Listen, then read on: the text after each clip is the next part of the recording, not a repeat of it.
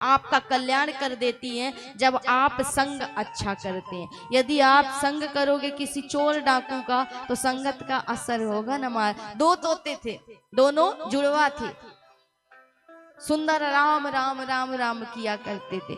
एक बार हुआ क्या, जोर की तूफान चली और तूफान में दोनों उड़ने लगे। उड़ करके अलग अलग जगह पहुंच गए। एक पहुंच गया कहाँ, संतों के आश्रम में, और एक पहुंच गया कहाँ, चोर डाकुओं के पास।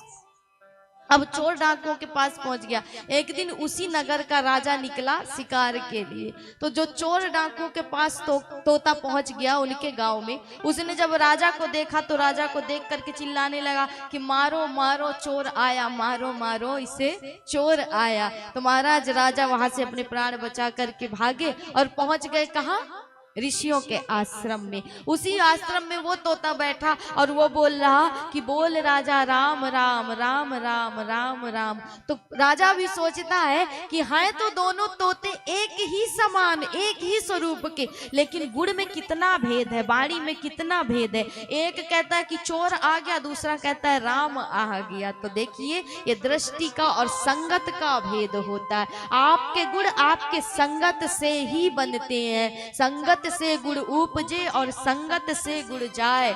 लोहा लगा जहाज में पानी में उतराए। महाराज यहाँ लोहा यदि आप अकेले जल में डाल दें तो क्या तैरेगा, तैरेगा, डूब जाएगा, भार से डूब जाएगा। लेकिन उसी लोहे का यदि संग दे दो किसके साथ, लकड़ी के साथ, तो वही नाव बन जाएगा और आपको इस नदी से पार लगा देगा। महाराज तो उसी प्रकार संग करिए संतों का, तो अर्थात संतों का संग करने से क्या होगा, जिस प्रकार लोहे ने संग किया लकड़ी का और इस नदी को पार कर गया, सांसारिक नदी को, उसी प्रकार इस जीव को, इस लोहे को, इस शरीर को क्या कहा, लोहा ही कहा। तो इस लोहे को लगा दीजिए किससे, संतों के संग से, अर्थात भगवान की कथा रूपी उस पवित्र लकड़ी से। तो जुड़ करके कहाँ ले जाएगा, इस भाव से पार लगा देगा। इसलिए संग का बड़ा महत्व होता है। जैसा करिए संग